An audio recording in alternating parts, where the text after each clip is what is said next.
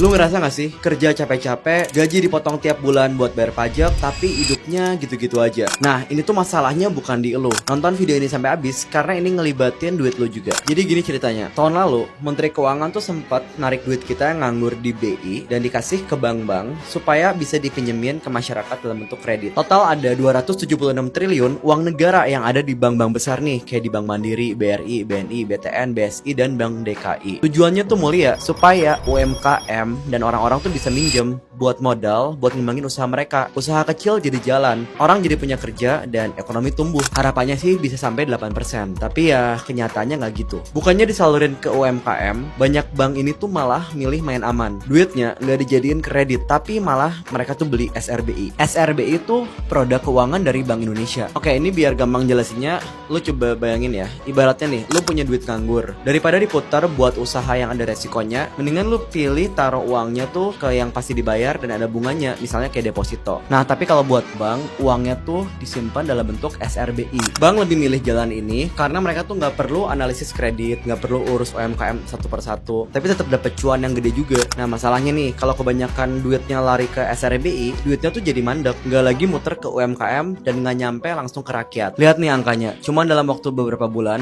SRBI yang dibeli bank tuh naik terus. Dari 523 triliun di tengah tahun 2025 jadi 618 triliun di November 2025, yang artinya duit ratusan triliun tuh lebih milih buat diparkir di instrumen yang aman, bukan dipakai buat gerakin ekonomi kita. Nah, siapa yang dirugiin? Masyarakat, ya kita-kita ini, ya lu pada. Bank tuh udah dapat kucuran dana, tapi kredit cuma tumbuh 7%, jauh dari target 11%. UMKM jadi susah maju, pengusaha ngurangin karyawan, pengangguran makin banyak, pangan kerja makin dikit, dan daya beli masyarakat jadi lemah. Sebenarnya bank selalu punya dua pilihan. Yang pertama, nyalurin kredit ke masyarakat. Lebih ribet, ada resiko, butuh analisis, dan perlu hire karyawan, tapi ekonomi kita jadi gerak. Atau yang kedua, masukin duit jadi SRBI. Resikonya lebih kecil, bunganya jauh lebih gede, dan nggak perlu ngurusin UMKM, nggak perlu hire karyawan. Tapi duitnya jadi numpuk di atas, ya ke bos-bos bank yang besar. Yang di atas makin kaya, dan yang di bawah makin kering. Nah, sekarang gue tanya, lu rela nggak selalu bayar pajak, tapi duit lu diperlakukan kayak gini?